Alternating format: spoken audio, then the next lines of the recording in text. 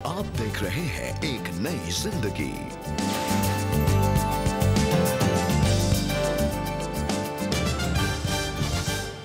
Good morning friends, एक नई जिंदगी में आपका स्वागत है।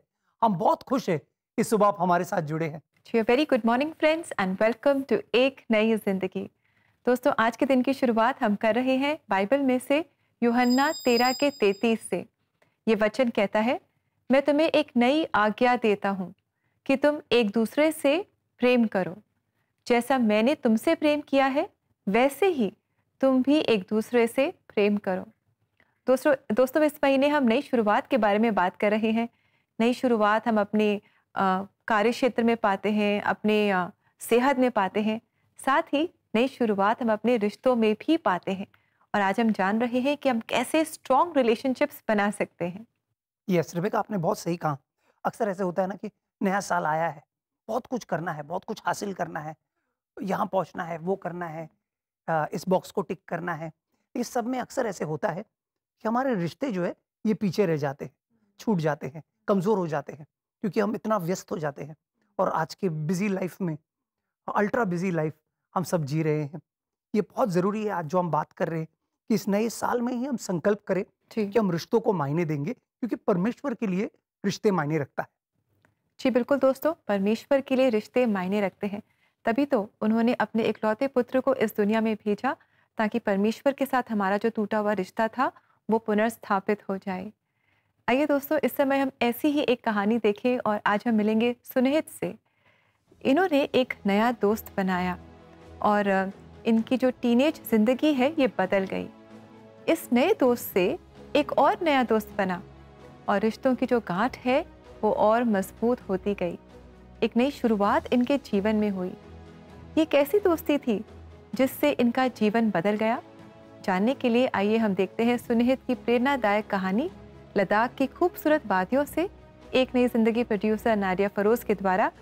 आज हो सकता है कि आपके भी जो रिश्ते हैं, इनकी भी जो गांठें हैं, इस कहानी को देखकर मजबूत हो जाएं।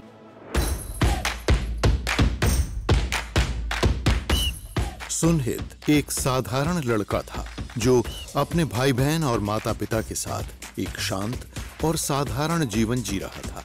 ये तब तक था जब तक एक नया स्कूल और एक नया दोस्त उसकी जिंदगी में एक रोमांचक नई शुरुआत का कारण नहीं बने। जब मैं 15 साल का था तो मुझे अपना स्कूल शिफ्ट करने की जरूरत पड़ी, तो वहां पर मैं हिमांशु से मिला। तो जब मैंने उसको नोटिस किया अपनी क्लास में, जब मैं उससे पहले बातें नहीं करता था, तो मैंने एक चीज नोटिस की कि उसके ऊपर एक बहुत अलग तरीके का फेवर है जो बाकी लोगों में मुझे कभी दिखा नहीं था आज तक। वो जैसे अपने आप को प्रेजेंट करता था, जैसे लोगों से बातें करता था, जिस तरीके से वो दूसरे लोगों के लिए 10 कदम आगे जाता था, वो चीज मुझे बहुत अलग लगी। जैसे सभी करीबी दोस्त करते हैं, इन दोनों दोस्तों ने अपने लक्ष्यों, जीवन के अर्थ और इससे बड़ी किसी संभावना के बारे में लंबी बातचीत शुरू कर दी। समय के साथ हिमांशु ने यीशु मसीह के अपने जीवन पर किए गए आश्चर्यजनक प्रभाव के बारे में खुलकर बात की। जब हम शाम को घूमने जाते थे, वो थोड़ा थोड़ा यीशु मसीह के बारे में शेयर करता रहता था मेरे साथ। तो उन बातों को सुनकर मेरा इंटरेस्ट जो ये यीशु मसीह नाम का जो कैरेक्टर है उसमें ज्यादा बढ़ा। तो उसके बाद जैसे जैसे हम बातें करते गए, एक दिन उसने मुझे अपनी खुद की पर्सनल बाइबल थी उसने वो दी। तो उस बाइबल का मैं डेली एक चैप्टर पढ़ता था, पहले गॉस्पेल्स, फिर रोमन्स और फिर कोरिंथियंस। सो जब मैंने उनको पढ़ना शुरू किया, जितना मैं पढ़ता गया उतनी ज्यादा मेरी सोच और मेरी समझ बदलती गई। यहाँ पर एक ऐसी शख्सियत थी जिसने अपना सब कुछ दे दिया उनके लिए जो उसकी कदर भी नहीं करते थे। इस चीज ने मेरे विश्वास को और जिन चीजों में मैं पहले विश्वास रखता था उनको पूरी तरीके से बदल दिया। जैसे जैसे सुनिहित ने बाइबल पढ़ना जारी रखा, उसके पन्नों में उसे एक ऐसा व्यक्ति मिला जिसके पास उसे एक अद्भुत उपहार, जीवन का उपहार देने की शक्ति थी। इस चीज में मैं हमेशा दो चीजें सोचता था कि या तो मैं अपने आप को बचा सकता हूँ या कोई मुझे बचाए, इसके अलावा और कोई तीसरी चीज नहीं हो सकती। तो यीशु मसीह से मिलने से पहले, उनसे इंकाउंटर होने से पहले मैं हमेशा ये सोचता था कि मेरे काम मुझे बचा सकते हैं। लेकिन जैसे जैसे मैंने बाइबल को पढ़ा, जैसे जैसे मैंने और चीजों को जाना, तब मुझे रियलाइज हुआ जिन पे मैं आज तक विश्वास रखता था कि ये मुझे बचा लेंगे, वो बहुत कम है उस पॉइंट से जो मसीह और खुदा के लिए सही है। तो तब मुझे समझ में आया कि मैं चाहे कितने भी भले काम या कितनी बड़ी चीजें कर दूं, मेरे को खुदा के सामने सच्चा साबित करने का सिर्फ एक ही तरीका है, और वो ये है कि कोई अपने गुनाह, मेरे गुनाहों को अपने ऊपर ले ले, और वो सिर्फ एक ही आदमी ने किया है, वो यीशु मसीह है। जितना अधिक सुनहित ने यीशु के बारे में जाना, उसे एहसास हुआ कि बाइबल का यीशु केवल उसके पन्नों तक सीमित नहीं था। बाइबल का यीशु उसका मित्र था, एक ऐसा मित्र जो उसके साथ चलता था, उससे बातें करता था और उसके आगे आगे चलता था। ऐसा ही एक बहुत बड़ा केस था मेरी लाइफ का कि जब मैं 12th के बोर्ड एग्जाम्स दे रहा था, तो हुआ क्या कि 2-3 दिन पहले मेरे एग्जाम से मेरी तबीयत बहुत ज्यादा खराब होगी। मेरे पेरेंट्स मेरे को उठा के किसी तरीके से लेके एग्जाम सेंटर तक लेके गए और मैं वहां बैठा। जब मैं वहां पहुंचा तो मेरे को वहां पे हिमांशु मिला। मैंने उसको अपनी कंडीशन के बारे में बताया तो उसने कहा कि तू चिंता मत कर, खुदा तेरे साथ है, तू शांति से पेपर लिख अपना। सो मैं उसके बाद अपने एग्जाम सेंटर में गया। मैं आराम से, मैं पूरा पेपर अपना डेस्क पे सर रख के मैंने पूरा पेपर अपना लिखा। लेकिन पूरे पेपर के टाइम पे भी कभी भी ऐसा नहीं हो कि थकान के मारे मुझे रुकना पड़ा हो या फिर कोई ऐसी चीज हो जो मुझे याद नहीं आ रही हो। और इसका सबसे बड़ा प्रूफ ये था कि जब मेरा रिजल्ट आया तो उसी एग्जाम पेपर में मेरे 94 मार्क्स आए थे। एक अच्छे दोस्त ने सुनहित को एक और दोस्त यीशु से मिलवाया। इस बिंदु से उसने अपने उद्देश्य और योजनाओं को लेकर कभी संशय महसूस नहीं किया। वो अपने नए जीवन के हर दिन का आनंद लेता रहा। तो जैसे जैसे मैंने बाइबल को और पढ़ा, कहते हैं ना एक्स्ट्राऑर्डिनरी चीजें हैं, वो दिन ब दिन बढ़नी शुरू हो गई मेरी लाइफ में। तो मैं देख सकता था कि खुदा मेरी जिंदगी में काम कैसे कर रहा है। खुदा ने मेरी आंखें उस तरीके से खोली। मैं हर दिन जब भी मैं छोटी से छोटी या बड़ी से बड़ी चीजें कर रहा हूँ, मैं देख सकता था उसमें कि जो खुदा का फेवर है वो मेरे साथ कैसे चलता है। चाहे वो ऑफिस में या काम में छोटी छोटी चीजें हो, या फिर मैं कहीं घूमने जा रहा हूँ या बाहर हूँ या लोगों से बातें कर रहा हूँ, वो फेवर जो था ना वो झलकता था। और ऐसी चीजें मैं हर दिन एक्सपीरियंस करता हूँ, 1 बार नहीं, 2 बार नहीं, 10 या 15 बार। जब ऐसी जगहों पे जहाँ पे मैं फंसा होता हूँ, जहाँ पे कोई रास्ता नहीं हो सकता, वहां रास्ते निकल जाते हैं। इस तरीके से मसीह ने, मैं जैसे पहले था वो सब अब बदल चुका है। मैं मसीह में एक नई सृष्टि हूँ। जो मैं था वो आज मैं नहीं हूँ, और वो सब कुछ मसीह ने बदला है। सुनिहित और हिमांशु की दोस्ती कितनी खूबसूरत है, और इस दोस्ती के द्वारा सुनिहित ने प्रभु यीशु मसीह को अपने जीवन में जाना। प्रभु यीशु मसीह के साथ सुनिहित का एक वो रिश्ता स्थापित हुआ, and we are so grateful to God for these 2 good friends. और कैसे इस दोस्ती के द्वारा परमेश्वर के प्रेम को सुनिहित ने जाना। यस रेबेका, मुझे वो वचन याद आया जहाँ पर शास्त्र कहता है भजन संहिता 133 में कि जहाँ भाई एकता में होते हैं जी, वहाँ परमेश्वर अपनी आशीषों को उंडेलता है। जी दोस्तों, जब हमारी रिश्ते में एकता है वहाँ प्रभु की आशीष को हम जरूर देखेंगे। दोस्तों, आज हम बात कर रहे हैं रिश्तों के बारे में। नए साल की शुरुआत हुई है। नए साल में हमारे पास बहुत कुछ है करने के लिए, लेकिन कहीं ना कहीं इस भागदौड़ में हम रिश्तों को पीछे न छोड़ जाएं। शास्त्र हमें बहुत कुछ सिखाता है रिश्तों के बारे में। 3 बुनियादी बातें मैं आपको बताना चाहता हूं किसी भी रिश्ते को मजबूत रखने के लिए। सबसे पहले है प्रेम। जब हम शास्त्र देखते हैं, खासकर नया करार, तो प्रेम छिपता नहीं, सही है ना। रिश्तों के लिए प्रेम की बुनियाद होनी बहुत जरूरी है। अगर रिश्ता और किसी भी बुनियाद पर बना है तो वो लंबे अरसे तक टिक नहीं पाएगा। तो लव फाउंडेशनल है। दूसरा है ट्रस्ट। यस दोस्तों, हम किसी को प्रेम कर सकते हैं लेकिन उस पर भरोसा नहीं कर सकते। अगर हम मजबूत रिश्ते चाहते हैं तो हमें मौका देना होगा, लोगों को ट्रस्ट करना होगा, उन पर भरोसा करना होगा। तीसरी चीज है क्षमा। हर रिश्ते में कहीं ना कहीं ऊंच नीच होती है। हम लोगों को चोट पहुंचाते हैं, लोग हमें ठेस पहुंचाते हैं, और कभी कभी ऐसा होता है ना दोस्तों, हम उस ठेस को लेकर नए साल में प्रवेश करते हैं। ये सही नहीं है। अगर इस समय शायद परमेश्वर आपसे बात कर रहा है, किसी को क्षमा करना है। शायद कोई दोस्त, कोई रिश्तेदार, कोई पड़ोसी, इसने आपको ठेस पहुंचाया है और जिसकी वजह से आपके रिश्तों में दरार आई है। जाइए किसी अपनों को कहिए कि धन्यवाद इस रिश्ते के लिए, इस रिश्ते को निभाने के लिए। क्या आप पति होने के नाते कभी अपने पत्नी को शाबाशी दिए हैं? शायद पत्नी होने के नाते कभी पति को शाबाश कहे हैं, बच्चों से कहे हैं कि धन्यवाद परमेश्वर का कि आप जैसे संतान परमेश्वर ने हमें दिया है, या आज जैसे माँ बाप। हम अक्सर इस बात का जिक्र या बयान नहीं करते, लेकिन ये जरूरी है दोस्तों। एक खूबसूरत वचन है शास्त्र में जो हमें बताता है कि परमेश्वर की नजर में रिश्ते कितने मायने रखते हैं। यह है शबोपदेशक का 4 अध्याय 12वां वचन, मैं आपके लिए पढ़ना चाहता हूँ। इक्लीसियास्टिस चैप्टर 4 वर्स 12। शबोपदेशक का 4 अध्याय 12वां वचन कहता है, अकेले व्यक्ति पर तो कोई भी प्रबल हो सकता है, परंतु 2 लोग उसका सामना कर सकते हैं। 3 लड़ियों से बटी रस्सी जल्दी नहीं टूटती।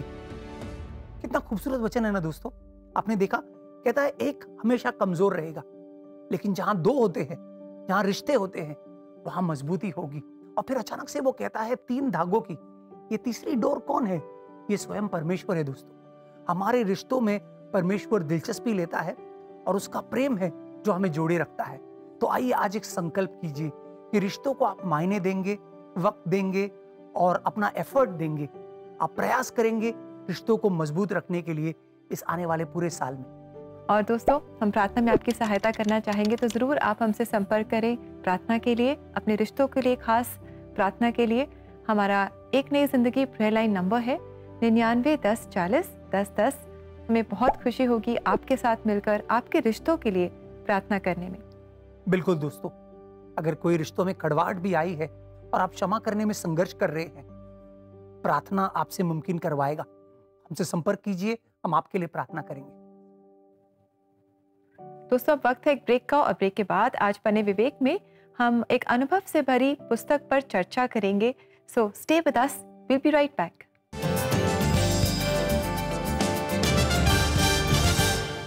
नए साल में अपने लक्ष्य की ओर एक नई सोच और विश्वास के साथ बढ़ते रहें। अपने कल के हार को पीछे छोड़ के एक नई उम्मीद के साथ 2025 में प्रवेश करें। ऑल इंडिया प्रेयर लाइन की टीम के साथ प्रार्थना में जुड़े रहें। Call us today on the number 9910401010। आइए एक नई उमंग के साथ आगे बढ़ें।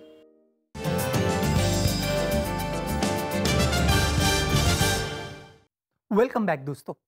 आज हम बात कर रहे हैं रिश्तों के मायनों के बारे में, कि कैसे रिश्तों की गांठ को हम मजबूत कर सकते हैं परमेश्वर की मदद से। और दोस्तों, हमने जाना है कि 3 धागों की डोरी आसानी से नहीं टूटती है, और हमारे रिश्तों में जो तीसरी डोरी है वो है प्रभु यीशु मसीह।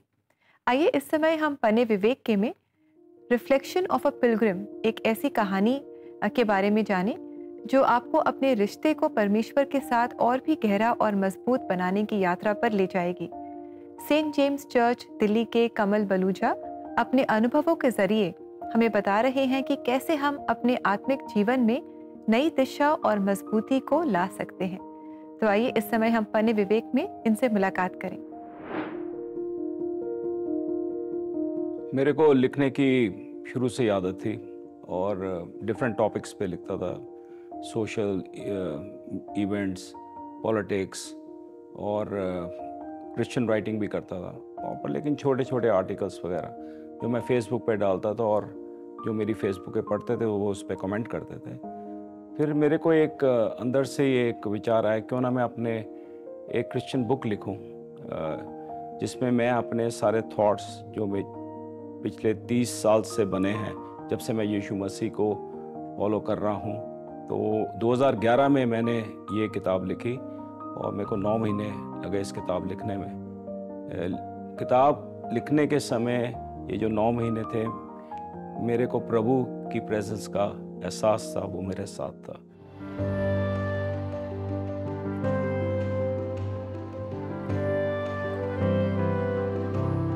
जो मेरी विचारधारा इस किताब में प्रकट हुई है, ये लोगों के सर्मन्स, राइटिंग्स, टॉक्स, बुक्स, ये क्रिश्चियन लिटरेचर जो मैंने पढ़ा उससे इंस्पायर हुआ था ये मैं।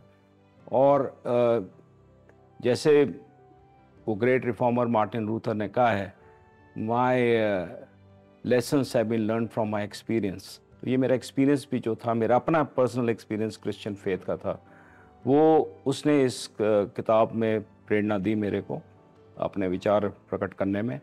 लेकिन मैं ये भी मानता हूँ कि सबसे बड़ी प्रेरणा तो प्रभु परमेश्वर की थी, जिसने ये किताब मेरे दिल में डाली, और इसको जब तक मैंने कंप्लीट नहीं की वो मेरे साथ रहा, और ये पब्लिश होने में उसने मुमकिन किया।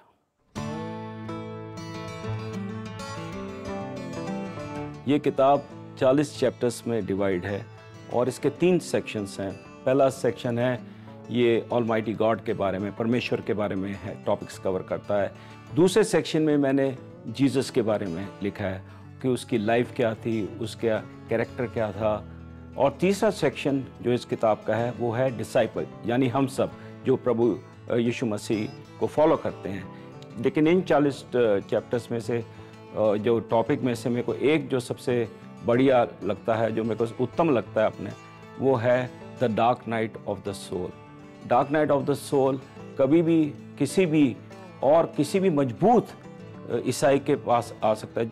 और ये क्यों अच्छा लगता है और ये क्यों सबको ये ज़रूर पढ़ना चाहिए, क्योंकि ये किसी भी ईसाई के जो ये यात्रा कर रहा है, जो पिलग्रिमेज कर रहा है, कभी भी ये आ सकता है। और जब ये वो पीरियड से निकल जाएगा तो उसका फेथ और मजबूत हो जाएगा। साम्स में लिखा है कि blessed is the man whose strength is in you, whose heart is set on pilgrimage। ये सचमुच सही है। हम सब विश्वासी, हम सब ईसाई इस दुनिया में यात्री हैं और एक हम आत्मिक यात्रा कर रहे हैं। कई लोगों ने तो यात्रा अब शुरू की है, कई मझधार में हैं और कई तो बहुत आगे निकल चुके हैं, लेकिन यात्रा तो हर ईसाई को करनी पड़ेगी। ये मैं समझता हूँ मेरी किताब कुछ मदद करेगी इस यात्रा पे चलने के लिए। और जैसे हिब्रूस में लिखा है, बुक ऑफ हिब्रूस में लिखा है कि हम सब इस दुनिया में विदेशी हैं, ये हम अजनबी हैं, ये हमारा घर नहीं है। प्रभु ने हमारा घर, हमारा हेवनली होम बनाया है जिसकी तरफ हम जा रहे हैं। तो ये जो यात्रा है इसमें मेरे को उम्मीद है कि मेरी किताब कुछ मदद करे, बेशक छोटी सी मदद हो, लेकिन मदद करे आपकी यात्रा में और आपको एक नई शुरुआत में ले जाए।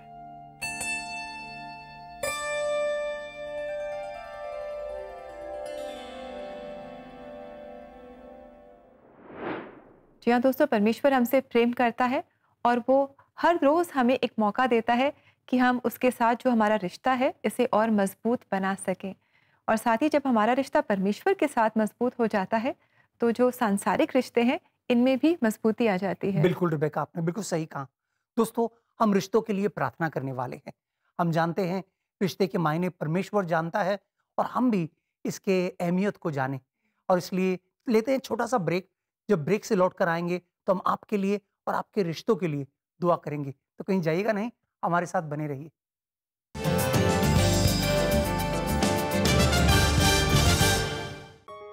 बच्चे, हम चाहते हैं कि ये परमेश्वर के वचन को जानते हुए बड़े हों। और अब सुपर बुक के द्वारा बच्चे बिब्लिकल ट्रूथ इंटरेस्टिंग तरीके से सीख सकते हैं। बेन्यामिन उनके साथ है। इस सुपर बुक बाइबल ऐप में ऐसी ही मजेदार चीजें हैं जिन्हें आपके बच्चे बहुत पसंद करेंगे। बढ़िया गेम्स खेलना, अच्छे वीडियो देखना, बाइबल के हीरोज को करीब से जानना, परमेश्वर का वचन, बच्चे ये सब फन वे में सीखेंगे। Super book Bible app store और गूगल प्ले स्टोर से आज ही डाउनलोड करिए।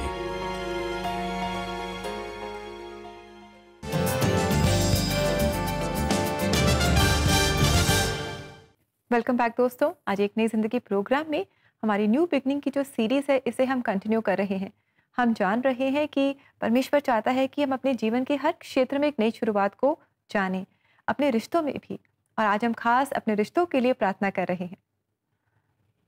यस दोस्तों, आप जानते हैं हम क्यों परमेश्वर से रिश्तों के लिए प्रार्थना करते हैं? क्योंकि हमारा परमेश्वर रिश्तों का परमेश्वर है, पिता, पुत्र, पवित्र आत्मा। अगर आप नाम ही सुने तो पता चल जाएगा कि इनमें कितना गहरा रिश्ता है। तो आइए दोस्तों, उस परमेश्वर से दुआ करते हैं जो रिश्तों का परमेश्वर है। स्वर्गीय पिता, हम धन्यवाद देते हैं, धन्यवाद कि तू कितना प्रेम से भरा हुआ है। पिता, पुत्र, पवित्र आत्मा, हम देखते हैं ये एक अनंत काल का रिश्ता है। ये एक गहरा प्रेम, विश्वास, भरोसे का रिश्ता है। जब हम त्रिएक परमेश्वर को वचनों में देखते हैं, हम जानते हैं प्रभु कि तूने हमें रिश्तों में बनाया है। जब तूने आदम के अकेलेपन को देखा तो तूने कहा आदम का अकेला होना उचित नहीं। आज भी प्रभु तू नहीं चाहता कि हम अकेलेपन में खो जाए।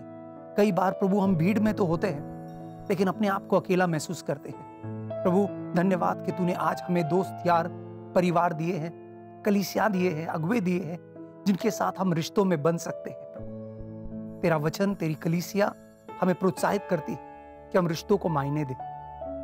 प्रभु हम प्रार्थना करते हैं आज हमारे प्रिय दर्शकों के लिए, खासकर वो जो शायद बहुत अकेले होंगे, अपने परिवार से दूर, कई नौकरी कर रहे हैं, कई पढ़ रहे हैं, शायद रिश्ते उनसे बहुत दूर है। प्रभु तेरी सांत्वना उनके साथ हो, उन्हें ऐसे लोगों से मिला जो उनके साथ गहरे रिश्ते में आ सके। हमारी दोस्ती को सलामत रख प्रभु, हमारे रिश्तों को संभाल, क्योंकि हम जानते हैं एक चोर है जो चोरी करने आता है, रिश्तों की घात करने आता है और नातों को हानि पहुंचाने आता है। लेकिन प्रभु तूने कहा है कि मैं आया हूं जीवन देने और बहुतायत का जीवन देने। प्रभु उस बहुतायत के जीवन को और इस रिश्ते भरे जीवन को हम अनुभव करें। ये प्रार्थना हम यीशु मसीह के नाम में करते हैं, आमेन। आमेन। दोस्तों याद रखें, हमारा परमेश्वर रिश्तों का परमेश्वर है और वो चाहता है हम भी गहरे रिश्तों में बड़े। इस पूरे साल हम प्रयास करेंगे, कोशिश करेंगे कि हमारे रिश्ते मजबूत हो। दोस्तों आइए आज देखते हैं परमेश्वर का अनमोल जीवित वचन हमें रिश्तों के बारे में क्या बताता है। परमेश्वर बेघर को घर में बसाता है, वह बंदियों को मुक्त कर उन्हें प्रसन्न करता है, किंतु उससे विद्रोह करने वाले उजाड़ भूमि पर बसते हैं। भजन संहिता 68 का 6। कितना खूबसूरत वचन है दोस्तों। ये वचन कहता है कि जो बेघर है, जो अजनबी है, जो अनाथ है, उन्हें परमेश्वर परिवारों में और घरों में बसाता है। दोस्तों हमने देखा परमेश्वर के लिए रिश्ते कितने मायने रखते हैं। वो नहीं चाहता कि कोई भी रिश्तों के दायरे के बाहर रहे। परमेश्वर ने रिश्ते बनाए हैं और उसका मूल हम जाने, ये संकल्प हम करें कि इस साल रिश्तों को मजबूत बनाएंगे। और दोस्तों इस समय हम आपको ले जा रहे हैं उत्तर प्रदेश के फारुखाबाद डिस्ट्रिक्ट, जहां राखा CNI चर्च के कॉयर्स के गीतों को तो हम इस पूरे महीने सुन रहे हैं। अब समय है कि इनके जो अगुवे हैं रेवरेंड मनोज कुमार, इनके जीवन से हम इंकरेजमेंट पाएंगे और आशीष पाएंगे। तो आइए इनसे हम मुलाकात करें। इस समय मैं फर्रुखाबाद में 2 चर्च में प्रभु की अपनी सेवकाई को दे रहा हूँ, CNI बड़पुर चर्च और CNI रखा चर्च। और शुरुआती दिनों में मेरा ऐसा कुछ भी मानना नहीं था कि मैं प्रभु की सेवा करूं, लेकिन जैसा पवित्र बाइबल भी हमें सिखाती है कि प्रभु हमारी योजनाएं पहले से ही करता है और कई बार हम उसकी योजनाओं को नहीं समझ पाते हैं। और ये चूक मुझसे भी हुई कि जब मैं अपनी उम्र में बढ़ रहा था और उस समय मैं ग्रेजुएशन कर रहा था, तब मैं एक स्कूल में बच्चों को पढ़ा रहा था। और एक दिन ऐसी ही सन 2010 में परमेश्वर के एक दास अलीगढ़ में एक कन्वेंशन में आए।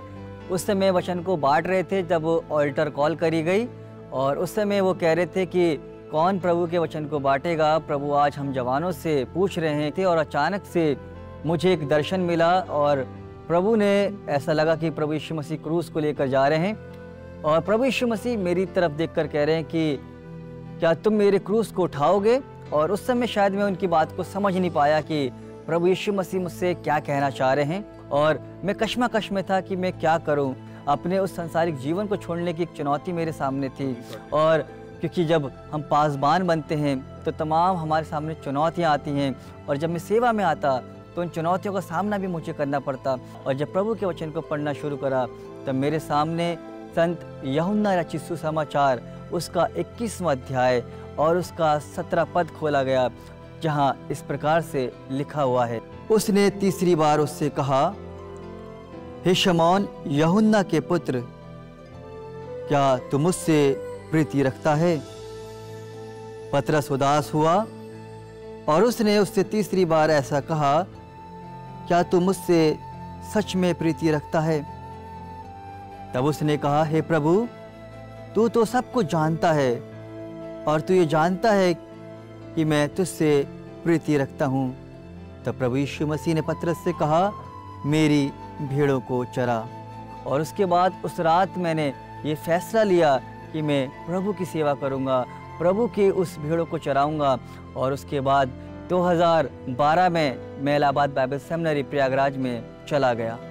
2016 में मैंने अपनी BD की पढ़ाई कंप्लीट करी और उसके बाद मैं प्रभु की सेवा में लग गया और मुझे आज 9 साल पूरे हो गए प्रभु की सेवा को करते करते, और इन सेवकाई के 8 या 9 सालों के बीच में बहुत सारे चैलेंजेस आए, बहुत सारी चुनौतियाँ आई, लेकिन सच में प्रभु हमारा विश्वास योग्य प्रभु है। वो हमें हर हालात में, हर समय, हर परेशानियों में उठाकर खड़ा करता है, और वो सच में हमसे बहुत प्यार करता है। जहाँ पर इस समय मैं बैठा हुआ हूँ, प्रभु की सेवकाई को दे रहा हूँ। बड़ी सुंदर कलीसिया है, बड़ी खूबसूरत कलीसिया है, और मुझे बहुत अच्छा लगता है कि प्रभु ने अपनी रीति से, अपने तरीके से मेरा जो जीवन का उद्देश्य था, जो मेरा सपना था कि मैं एक टीचर के रूप में यहाँ पर प्रभु के लोगों को प्रभु की बातें सिखाता हूँ, और यही प्रभु से जो वादा है, जो हमने किया था कि जीवन के अंतिम सांस तक हम उस प्रभु के प्रति विश्वास योग्य बने रहें। प्रभु हम सबको आशीष और बरकत दे। Reverend Manoj Kumar ji, thank you. आपके जीवन के बारे में हमें जानकर बहुत आशीष मिली, और हम परमेश्वर का धन्यवाद करते हैं उनकी विश्वास योग्यता के लिए आपके जीवन में। और हमारी यही प्रार्थना है कि आगे भी आप परमेश्वर के और करीब आते जाएं, और परमेश्वर की सेवकाई में आप और भी इस्तेमाल किए जाएं। यस दोस्तों, हम उम्मीद करते हैं हमारे आज के प्रोग्राम से आप आशीष पाए हैं। एक नई जिंदगी में हमारी कोशिश है कि हमारा रिश्ता भी मजबूत हो, और यही परमेश्वर चाहता है। जिस भी रिश्ते में आप जुड़े हैं उसमें आप मजबूती को अनुभव करें। जी दोस्तों, इसी के साथ इट्स टाइम टू से गुड बाय, और कल आपसे हम फिर मुलाकात करेंगे। और कल मंगलवार है, तो कोई शक में आपके सवालों के जवाब भी देंगे। आप जरूर हमारे साथ जुड़े। Until then, have a lovely, blessed day. God bless you, friends. God bless you, friends.